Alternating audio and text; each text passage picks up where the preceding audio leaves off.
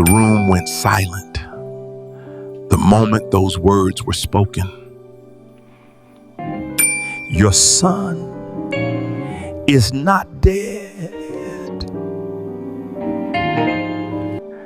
And what happened next changed everything he believed about life.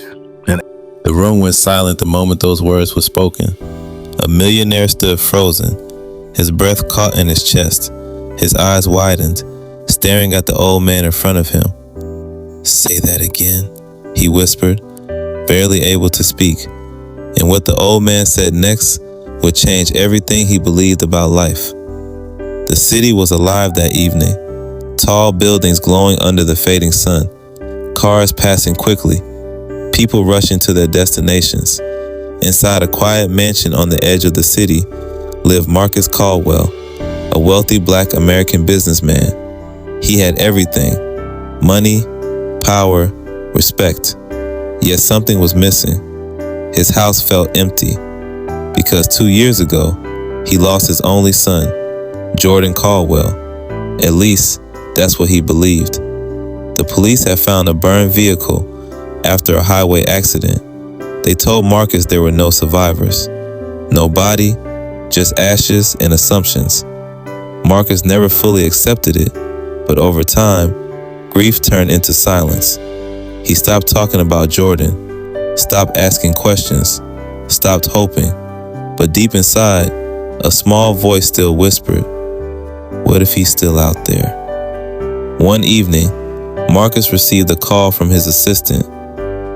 "Sir, there's someone here insisting on meeting you," she said. "Marcus, tell him to come back tomorrow." But the assistant hesitated. "He says he knows your son." Those words stopped Marcus cold. "Send him in." Moments later, an old man walked into the room. His clothes were worn, his face lined with age, but his eyes, they carried something powerful, something like truth. Marcus stared at him. "Who are you?" Marcus asked, his voice sharp. The old man slowly replied, "My name is Elijah. And I believe," he continued softly, "your son is alive." A millionaire stood frozen, unable to believe what he just heard. The room went still. Marcus laughed nervously. "Listen, old man, my son died 2 years ago. I buried that pain long ago." Elijah shook his head gently. "No, you buried what you were told." Marcus stepped forward. "You're wasting my time. If this is a scam," Elijah interrupted calmly, "I didn't come for money." Then he spoke the words that changed everything.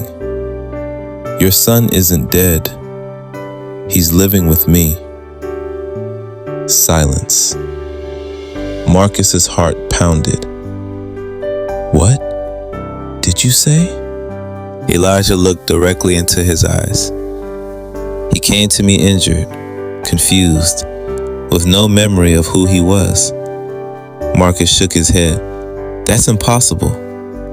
Elijah continued. "He told me his name was Jordan. I didn't believe him at first either, but there was something in his voice, something familiar." Marcus's voice trembled. "Where is he?" The old man took a deep breath. "He lives in a small town outside the city. I took care of him when no one else would. He works with me now, helping in a community shelter." Marcus stared, unable to process it. "You're saying my son is alive and working in a shelter?" Elijah nodded. Marcus felt a wave of emotions: anger, hope, disbelief, fear. "Why didn't you bring him back?" Marcus demanded. Elijah lowered his gaze. "Because he didn't remember you." The words hit like thunder. Marcus whispered. He forgot me? Elijah nodded, but not the kindness in his heart. Marcus clenched his fists. I don't believe this. Elijah gently placed a hand on the table. Come and see for yourself. He thought he had lost his son forever. But the truth was something he never imagined. The next morning, Marcus stood outside the small community shelter. His heart was racing. Every step he took toward the building felt heavier than the last. He pushed the door open. Inside, he saw people laughing, eating, being helped, being cared for. And then he saw him, a young black man, helping an elderly woman carrying groceries, smiling softly, speaking with warmth. Marcus froze. His heart stopped. That face, those eyes. He whispered, Jordan. And what happened next changed everything he believed about life. And The young man turned. For a moment, everything went silent. Their eyes locked. Confusion filled the young man's face. Can I help you? He asked politely. Marcus stepped forward, his voice shaking. I think I know you. The young man smiled kindly. I'm sorry, I don't remember you. Marcus felt his chest tighten. I'm your father. Silence. The young man stepped back slightly. I don't understand. Elijah, standing behind, spoke softly. Show him the scar on your left arm. The young man hesitated, then slowly rolled up his sleeve. There it was, a small scar. Marcus gasped. I remember. You got that when you fell as a child. The young man looked at him closely, searching, trying to feel something. Why do I feel like I know you? He whispered. Marcus's eyes filled with tears. Because I never stopped loving you. The young man's eyes softened. I don't remember my past, but... He paused, placing a hand over his heart. I feel something here. Elijah smiled quietly. Love doesn't need memory to exist. Marcus sat down slowly, overwhelmed. He looked at his son, really looked at him, not as the missing piece of his wealth, not as the heir to his fortune, but as a man who had been living, loving, helping others, without even knowing who he was. Marcus spoke softly. You built a life without me. Jordan shook his head. I don't know if I built it or if I was just guided. Marcus glanced at Elijah. You took care of him. Elijah nodded. I gave him shelter, but he gave me purpose. Marcus lowered his head. I thought I lost everything. Jordan walked closer. But you didn't lose me, he said gently.